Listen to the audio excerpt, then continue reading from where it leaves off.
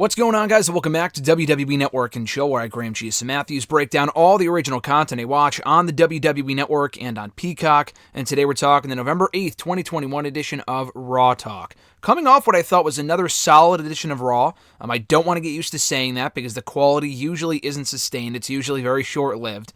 But I did think last night's Raw was a bit better than usual. When I say usual, I mean the usual, abysmal episode that we're used to seeing. Last week was a good show. This week was equally enjoyable to a certain extent. A lot of focus on the in-ring action. They can't always focus so much on the in-ring action. Sometimes it's got to be about the storytelling and creating compelling stories. They do have a little bit of that between the Big E stuff and, Liv Morgan now stepping up to Becky Lynch for the Raw Women's Championship. Dewdrop going heel. Kevin Owens going heel, among other things. So it isn't a completely dead show. Even with all the releases, which was very unfortunate, including some of Raw's more promising prospects in Keith Lee and Karrion Kross, among others. But nonetheless, I thought it was a solid edition of Raw, therefore making this episode of Raw Talk a fairly solid show as well. So at the very beginning of the episode here, they do replay the entire Kevin Owens attack on WWE Champion Big E at the end of the show. That saw Kevin Owens come up short against Seth Rollins via countout. Owens snaps after Big E inadvertently got in his way, preventing Owens from getting back in the ring, getting counted out, took out all of his frustration out on Big E. Now, I tweeted this last night. This isn't about Raw Talk, but Owens is at his best as a heel. He's a natural bad guy. He's fantastic in that role. The problem is that I feel like his whole character arc for the last 2.5 years has been about righting his wrongs, getting back on the right track. And Owens even told me when we spoke about a year ago for an interview for Bleacher Report that he feels like he really hasn't, or he really hadn't the chance, really wasn't given the chance to fully flesh out that character arc, that reasoning to turn his character around and really have that cemented babyface turn. Because he just kind of went from doing what he was doing as a heel to doing what he was doing as a babyface, if that makes sense. He just kind of shifted his focus away from the faces to, or, from the faces to the heels, which can work in certain respects depending on what the character is, but all this time he has spent on, I want to be a good guy. I want to endear myself to the audience. I guess the simple explanation is I got fed up of doing that. I didn't want to endear myself to the audience anymore. They've done nothing for me. It's led me nowhere. I've just continually lost. The guy hasn't won a match since early August, so I get it from a storyline standpoint. But it would be nice for a change if they actually followed through on a babyface turn like that, where someone says, hey, I'm not that guy anymore, and they're not going to become that guy anymore. You know what I mean? Because I feel like everyone's always switching back and forth, but that's merely a nitpick on my end. Matt Camp says that Kevin Owens has been fighting for this reputation of his for years now, kind of going back off what I just said, talking about how he's been trying to prove himself, trying to show that he's a good guy, wholehearted guy, really trying to get back in the good graces of the audience, but to no avail. I mean, people obviously have embraced him as a babyface, but it hasn't really led to him gaining a lot of success in recent years. He hasn't won any championships in God knows how long. Obviously, he fell short of becoming Universal Champion against Roman Reigns. He fell short of becoming Intercontinental Champion earlier this year against Apollo Crews. Did he even go for the United States Championship last year? I thought he did. He did a whole lot of nothing last year. 2019, I don't even remember. I mean, the guy hasn't held gold in a very long time.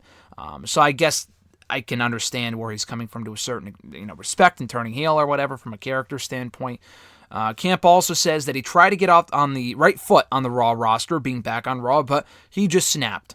And Redmond says that Seth Rollins got exactly what he wanted. He wanted Owens. He really wanted to drive a wedge between Kevin Owens and Big E, and he successfully did that by kind of worming his way into this story, and Rollins is already the number one contender to the WWE Championship. That's not the problem. He wanted Owens to snap, to see himself as a loser, and to weaken Big E before he gets his eventual title shot against Big E at some point down the road. So, in a way, it is a very compelling story. I just feel like they should have crafted the character arc of Kevin Owens just a little bit differently. Jackie Redmond says that all 5 women in the Fatal 5-Way number 1 contenders match on Raw had great resumes, so any one of them could have won. They recapped the Fatal 5-Way that saw Liv Morgan pull out the victory, roll up Carmella for the victory, and become the new number 1 contender to the Raw Women's Championship. Matt Camp says she's been waiting, and people have been watching Liv, waiting for this opportunity to come about, and now she finally has her chance at a championship in WWE. She has never held gold in WWE, whether it be a singles title, which I understand because she wasn't really ready for this spot up until very recently. Maybe earlier this year, but that's about it. She really, at the very least, should have held a tag title by now, but we all know how this company treated the Wyatt Squad, the Riot Squad, so I get it. I guess the Wyatt Squad would be a mixture of the Wyatt family and the Riot Squad, but we never got to see that in WWE. Two factions WWE completely fucked up, but I digress.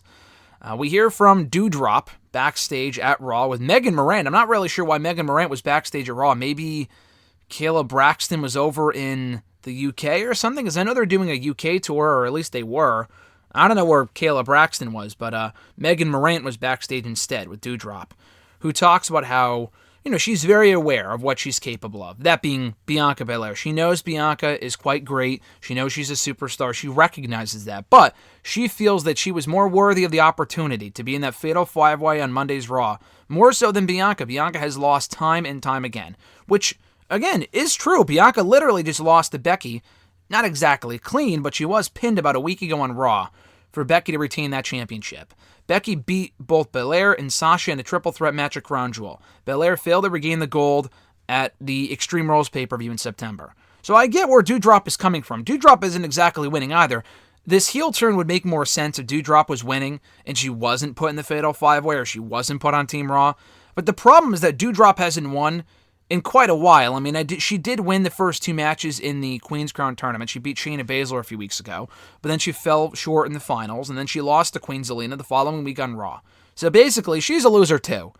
Lest we forget, she also lost to Charlotte Flair in a matter of fucking 30 seconds a number of weeks ago on Raw, so she's not exactly a winner either at the moment from a storyline standpoint.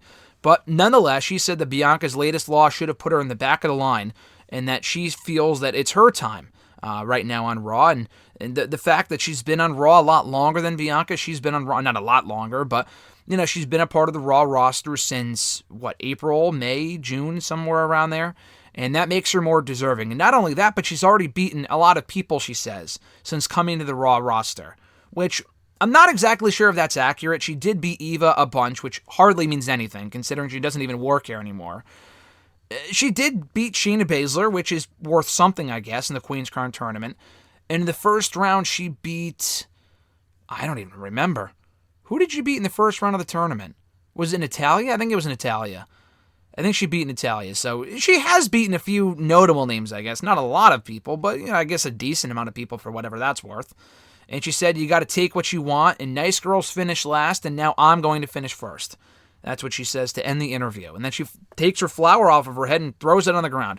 I thought this was a really good interview from Dewdrop, and I have not shied away from telling you guys, this Dewdrop crap is fucking terrible. I like Piper Niven.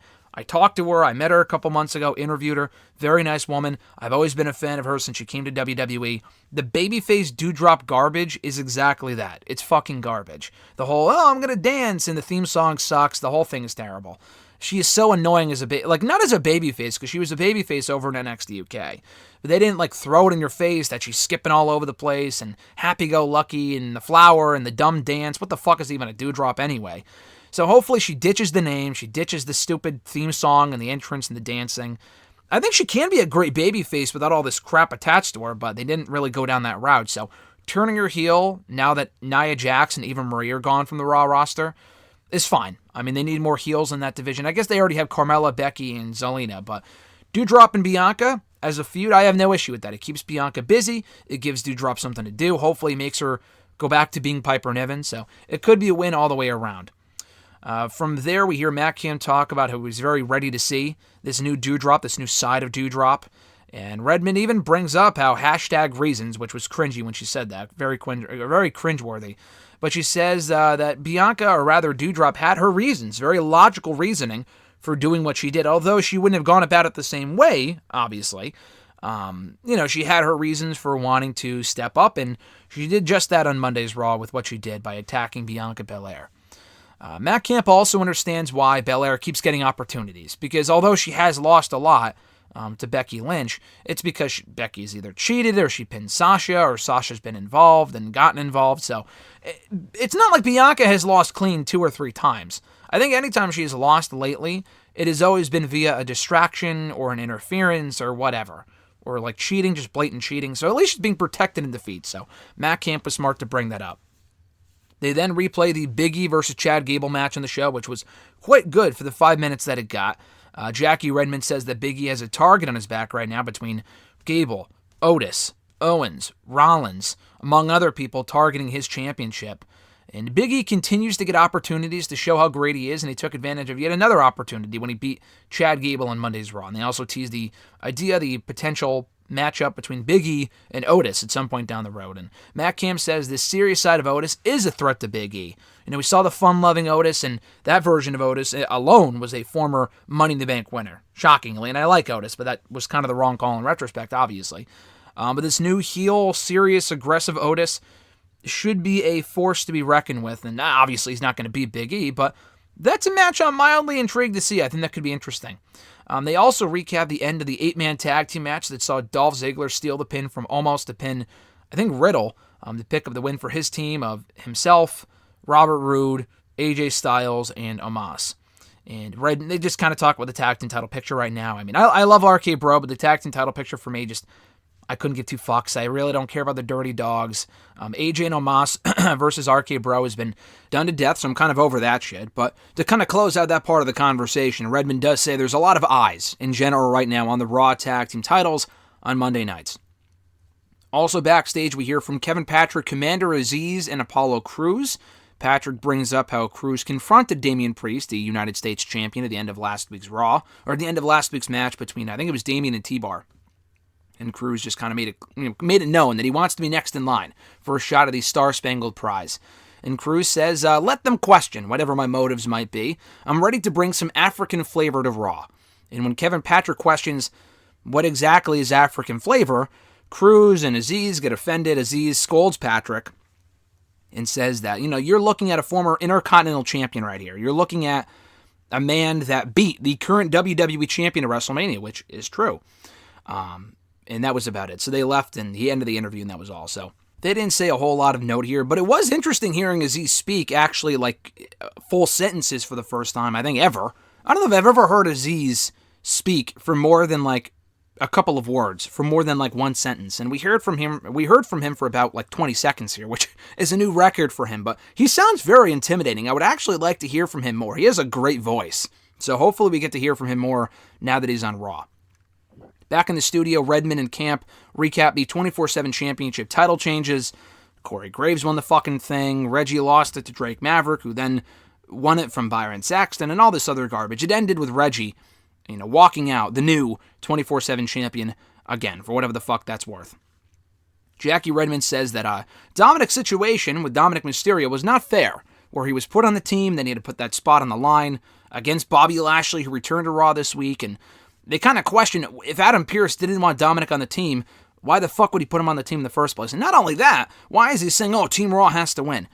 Adam Pearce, isn't he supposed to be impartial? He's not the general manager for Raw. He's the WWE official, along with Sonya, for both brands. So that doesn't really make a whole lot of sense. Anyway, we hear backstage from Bobby Lashley and MVP with Kevin Patrick, and they kind of cut off Kevin and say, listen, don't disrespect Bobby Lashley. And he felt disrespected by not being put on Team Raw in the first place. And when he's disrespected, when Bobby Lashley is disrespected, bad things happen. And that was about it. I love Bobby and MVP being back together. I love them being back on TV. Great things all around with that. Back in the studio, Matt Camp says the Team Raw is now significantly stronger. No slight to Dominic, but kind of, sort of. They are now significantly stronger with Bobby on the team. And that Team Raw has a clear advantage. It may not be a clean sweep, but I agree with Camp here. Team Raw has the clear advantage over SmackDown. Raw has Bobby, Ray, who's a seasoned vet, Balor, Owens, and Rollins. SmackDown has King Woods, who I like, but he stands no chance against any of those 5 men. I guess he beat Finn Balor, but the other 4 men, not so much. Corbin, who is mid-card fodder at best. Zayn, who's going to be probably the first one eliminated. They have Drew on the team, and they have... I don't even remember. Who else did they have on Team SmackDown? Oh, Jeff Hardy. Even Jeff, though. I like Jeff. He's solid. He's a good seasoned vet, but even he's lost a lot lately. A lot more than Ray, I think, so... I don't know. Oh, well. We'll see at Survivor Series. It's not like any of this even matters anyway, but it is worth pointing out. Those are my thoughts in the November 8th, 2021 edition of Raw Talk. Thank you guys for checking out my review. I appreciate it. Pretty, middle of the road, solid show this week as they recap a better than usual edition of Monday Night Raw. And whenever Raw is better, Raw Talk is usually better as well because it gives them more to discuss and talk about and recap and whatever and offer analysis on. So I appreciate that aspect of it as well. But once again, guys, thank you for checking out the video. I appreciate it. Be sure to like the video, drop a comment, share the video, and subscribe to the channel for more daily content. Be sure to hit the bell button as well to be notified every time a new video goes up. If you haven't already, check out my new exclusive interviews going up this week with Jeff Jarrett. Went up on Monday here on the channel, and then today with Headlock comic creator Michael Kingston, who was awesome, talking all about his latest comic and so much more. So check out those two interviews and more to come in the days to come in the next week. So be sure to stay subscribed for that stuff and so much more every single day here on the channel. Have an awesome one, guys. I'm Graham G. Matthews, and I'll catch your ass down the road.